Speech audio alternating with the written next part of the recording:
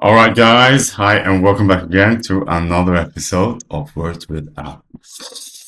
Okay, so I thought that I'm going to present another paper that I published. This one is called Sound Before Language, and it gives us a full developmental model of human speech evolution. Okay, so for anyone out there, I have been doing research on our language development, our cognition, and civilization itself. And that led me further into other fields where knowledge is concerned. But I will do that later. I did have some videos with consciousness and quantum physics and particle physics, and I'm going to do that and continue um, spreading that knowledge too a bit later. But at this moment, I thought that am going to explain well my whole theory in terms of how our languages developed. Yes, yes, yes, yes. But do remember that this is a long, long, long, long journey, and that we do not have any knowledge of it. Yes, we do not have any knowledge of it, unfortunately, because there are no evidence. The only evidence is our languages. So what I have done is I have gathered all. Well, I'm going to tell you what I've done. I've looked at morphology, grammar, and the development of those two things, and then obviously what sounds existed in that vocabulary that existed. Well, that was very old, and I've been looking for them, and I found some words, some few monosyllables, that is consonants and vowels, but and then but the oldest words, these are not words anymore, were vowels, just pure sounds, because that is what language is. So so I'm going to keep it simple and straight so that we can all get there. But since this is very heavy, and we are unfortunately loaded with a lot of information and erroneous information, because we believe that many of our language families developed independently, which is not the fact and not the case. That's not what happened. We all inherited a set of sounds, sounds that carried associations and meanings. And these were then further developed by specific groups that developed to become a civilization. But everyone did not. Everyone did not partake in this game of civilization. And it is because of them that we have been able, or that I have been able to do this work. Yes, yes. So if you are a native out there, great, great, great. You have saved us. You have saved this journey. If you're a native in Africa, you have saved this journey. If you're a native in Europe, you have native. What does that mean? Native means someone who has not developed. Yes, linguistically until very late. That's what that means. So they kept the old words or sounds. Um, but obviously, because of civilization and migrations and wars and conflicts and everything that happened, these sounds would be spread. Thus, they are now found everywhere. But the people who developed the least have stayed with the least developed forms. There we go. So that is how this has been, how I have been able to do this work. But I'm now going to present this paper that is getting a little bit of traction in ResearchGate. So I thought that I would make a video about it and share it with you. Okay, sound before language. This paper proposes a developmental model of human speech evolution grounded in the primacy of sound prior to the emergence of structured language families. Rather than beginning with reconstructed proto-languages or historically stabilized linguistic systems, the model argues that early human communication operated through minimal sound meaning anchors rooted in shared perceptual and embodied experience. These anchors preceded grammar, writing, and sociopolitical linguistic identities. Over time, they expanded directionally into increasingly abstract semantic domains, eventually crystallizing into distinct language families. Yes, Yes, yes. Meaning that we should now be able to find words in different distinct language families that connect these families, right? Isn't that amazing? That is amazing. That means that within the vocabulary of distinct language families, there are words that we share that now may have drifted in either pronunciation or semantics, but the root is there, this anchor, this consonant form, this single consonant vowel form is there. And then how every language family chose to develop them is their distinction. Okay. So that whole, well, yes, let me just go on. Integrating evolutionary linguistics, cognitive science, and semantic change theory and cross-linguistic distributional evidence. This study outlines a proto-phonetic stage of human communication that predates conventional historical classification. Okay, so now all the history that we now know goes out the window. Off it goes. We don't need it because, well, we do need it because but it comes much later. What we are seeing now is that if we take all the words in all the languages of mankind, we will be able to find some consonant roots that travel and go everywhere and are further than developed or drift phonetically, but that the anchor is there. Yes, yes, yes. Meaning that now all the written forms, every history that we know, every person who wrote something is coming in very late. Very, very, very late. But we will need them too. Okay, they are also important naturally because the words that they wrote are still in use today. They have just developed, taken a new form or drifted semantically or phonetically. But the problem here is to match phonetic correspondence to an older ancient form that we now today do not know if corresponds. Right? So say that the people in Egypt 5,000 years ago or in Sumeria, whatever they wrote, we don't know exactly what that sound was. We don't know if k was written, what sign they used to write k or g or j or h or right. We don't know that. So that is why I'm saying that we need to step away from the writing forms and just use what we have. Use what we have. Okay. And offers a framework for investigating deep time language development beyond the limits of written attestation. Yes, yes, yes, yes. That's exactly what I'm saying. So I do understand that historians here will perhaps crash with me and be like, oh, no, no, no, no, we can't because, well, right? They might just think that this is actually quite crazy, this journey here. But no, because language itself had to originate from somewhere prior to us being able to write it down, to symbolize it and put it into text. Thus, the languages that we speak, many of them, are much, much, much older than any written form. So that kind of we're now bypassing all the science that we have written and going straight to the sound. So the old history that is unwritten. Okay. So the origin of human language remains one of the most complex and interdisciplinary questions in science. Sorry, I just have to stretch a little bit because I just need to do that. While historical linguistics have successfully reconstructed proto-languages within established time depths, its methodological tools are optimized for relatively recent divergence, typically within the last 6,000 to 8,000 years.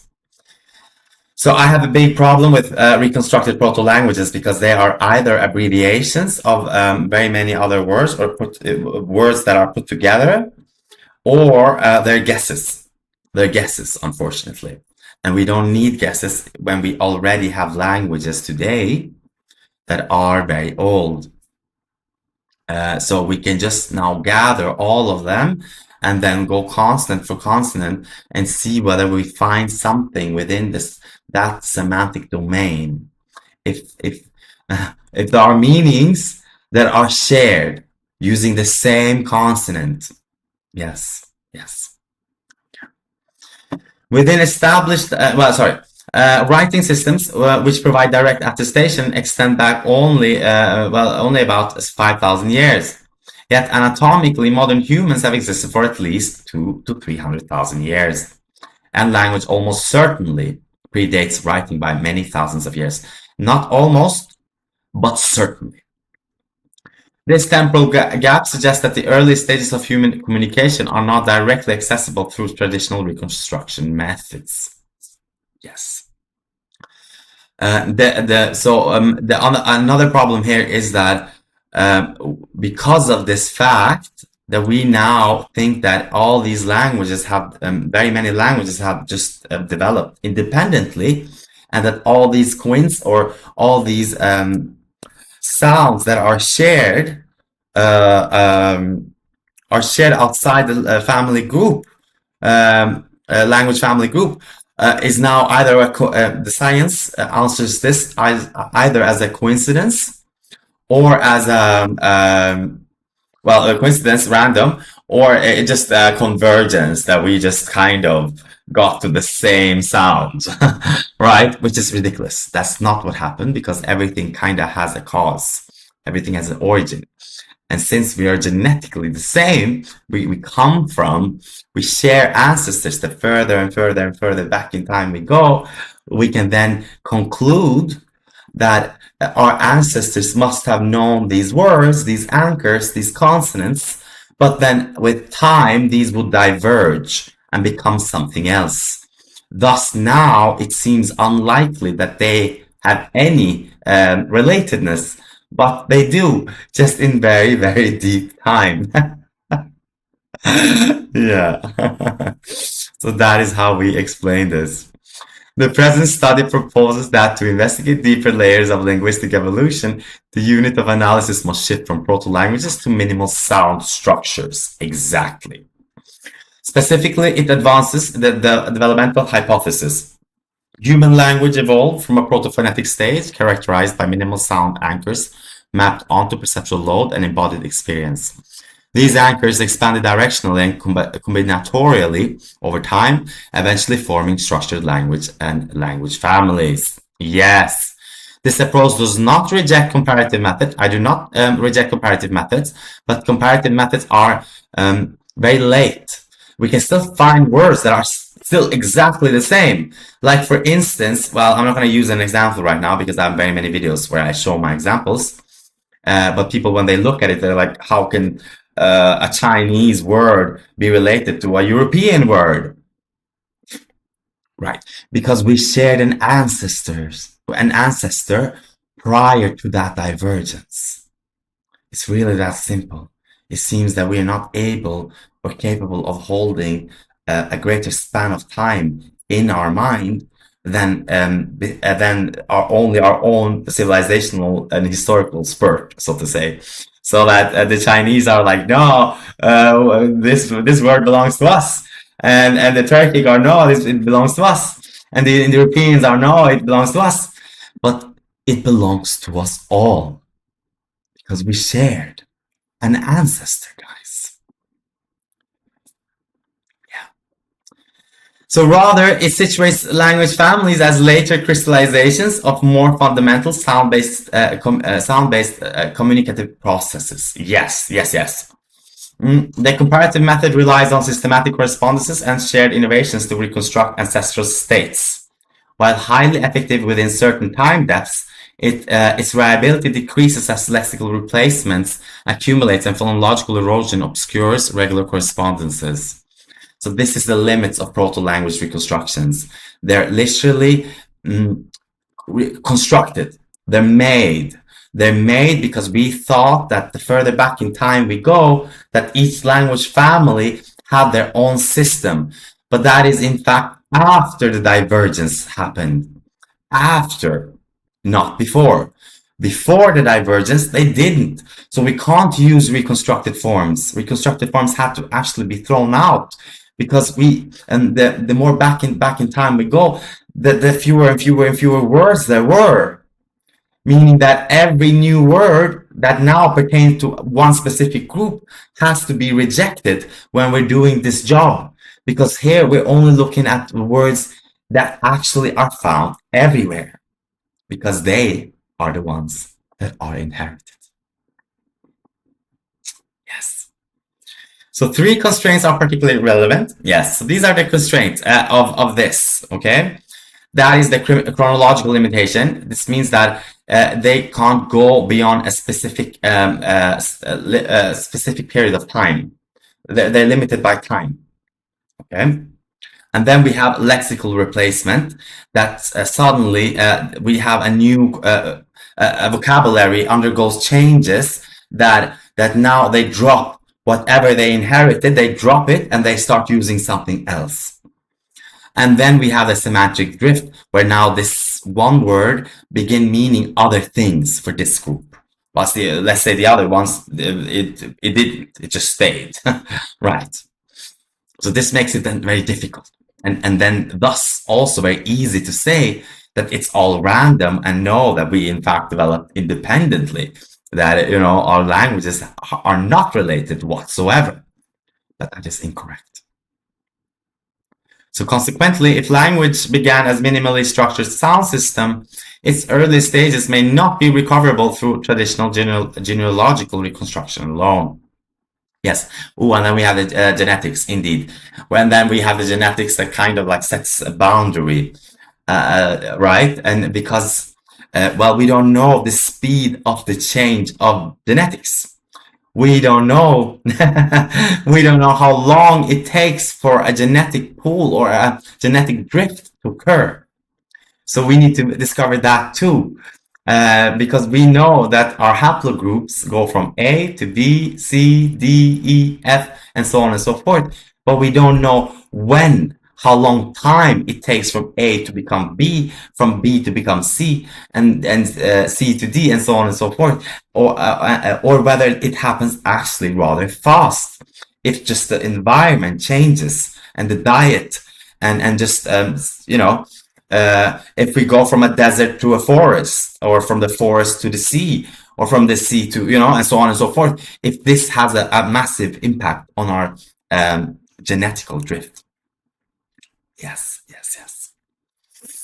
But we see now that we can follow them, but then obviously because our common ancestor, our shared ancestor spoke first, we now share this development with everyone, truly.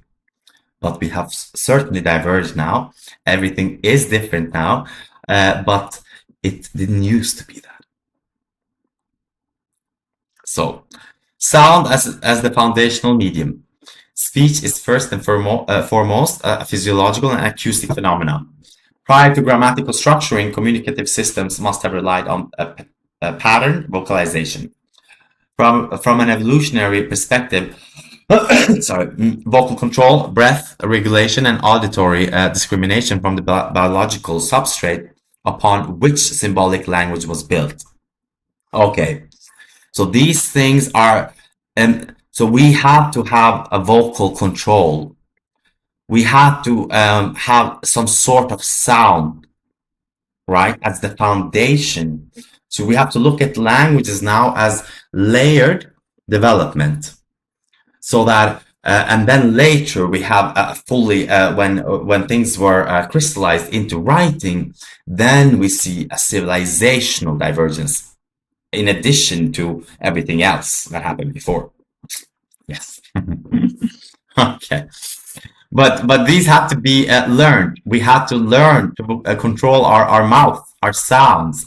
Ah, e, u, and what they pertain to. The is like all encompassing, all. Or e, high, light, or high. And so we have to we need to distinguish these sounds in order for us to well, convey whatever it was that we wanted to convey. And it had to make sense. It had to make intuitive sense in the beginning because we only had our bodies. And since we all share the same body, more or less, not appearance, but we share the same body, then sounds is in fact relatable. It is very relatable because we inherited it from a very, very long time. Yes. Okay. So several properties make sound plausible foundational units. So universality across human populations, embodied production and perception, reproducibility, immediate social salience. Yes. Before a lexicon stabilized, so I have to drink some water. Early communicative systems likely consisted of short, repeatable sound patterns linked to shared perceptual domains.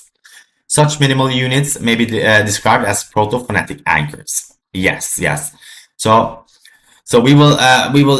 this is nothing here is random. It's not that they all that group also felt that that sound pertained to that thing.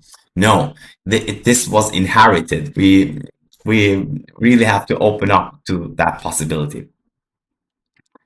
Okay, so proto-phonetic anchors and experiential domains. Human cognition organizes experience into recurrent domains, self and other, motion and force, light and darkness, containment, fluidity, emergence, and change. Cognitive linguistics demonstrate that abstract thought builds systematically upon embodied experience. So the embodied experience came first. All abstraction is very late. Abstraction is late. Abstraction pertains to our intellect, not to our embodied experience. Right? Crying, I need food, I need water. This is this is just sound. I need something. So so this came first, and then we have like, or you're afraid. Right? You're afraid. That is an embodied experience. Remember that our whole life was a matter of life and death. So that this had to come first. This embodied experience that we then put sound onto, or so to say, we associated. Well, it was our body. Our body made these sounds by itself, instinctually, because we inherited them from the animal kingdom. Just like today, animals today make sounds when they're scared, when they're content, and when they are hungry, they make a sound. Or when they want to mate, they make a sound. So that is exactly what we also did. But then with time, this would then grow and grow and grow, and then suddenly we would start using tools.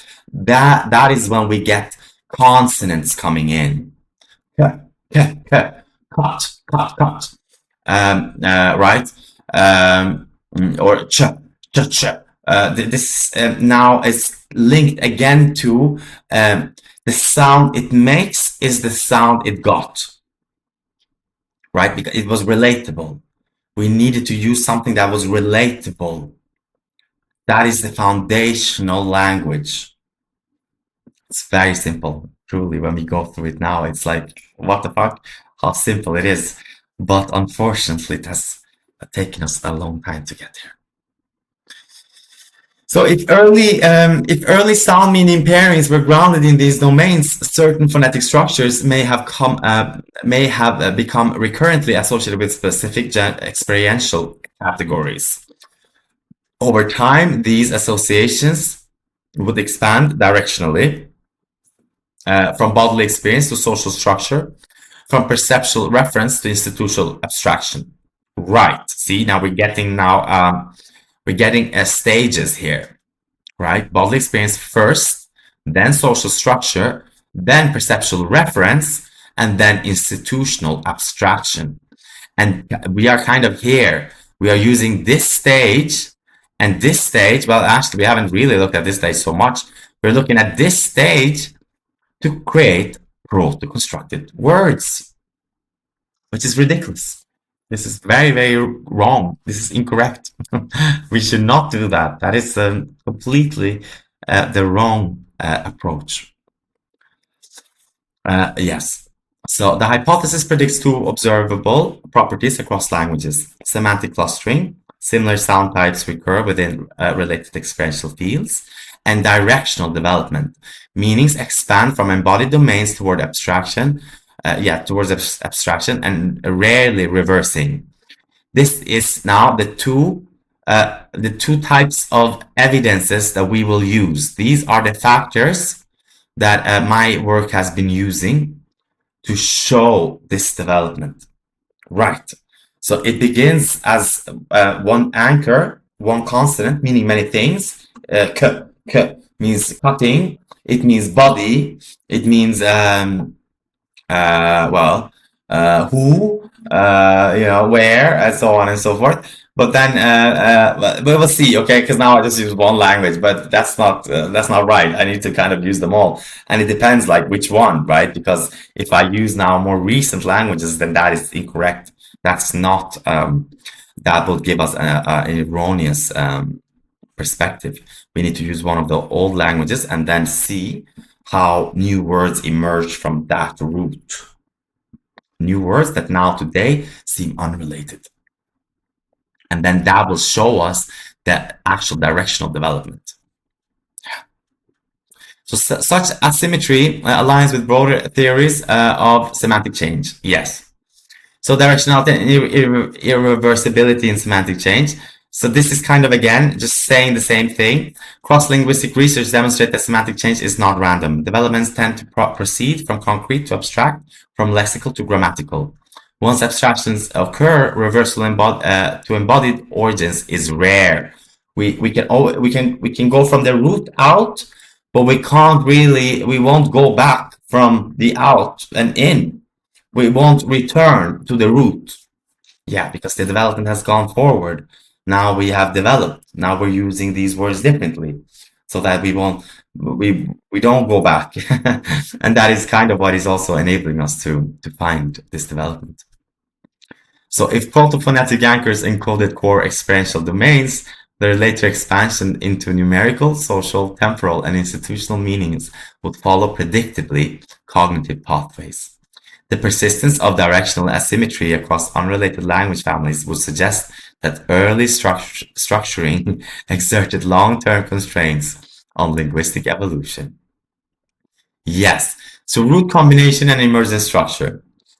As communicative complexity increased, minimal sound anchors likely combine and recombine. This combinatorial process would generate lexical differentiation, morphological marking, and syntactic structuring.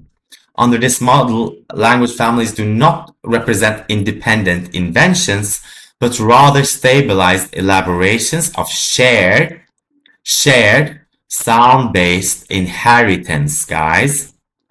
So divergence occurs when regional communities conventionalize distinct expansions of earlier anchors, i.e., we inherited sounds. We inherited sounds that we later began using differently according to our own development and the circumstances that that specific group experienced.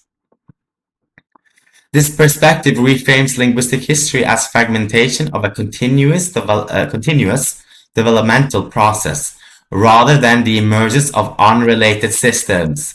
Yes, so my perspective is now reframing it all into a continuous development that branches out. Well, linguistic history is the fragmentation of that. Yes. Well, the knowledge today, not they didn't mean to. They didn't mean to do this. They didn't mean to fragment our development. It's just that, well, we haven't really had this much knowledge and information available to us, to mankind now, like we do today. Meaning that now, for the first time in mankind's history, we're able to put in all this knowledge into the internet, and then further now into AI models that can do this work so much more rapidly.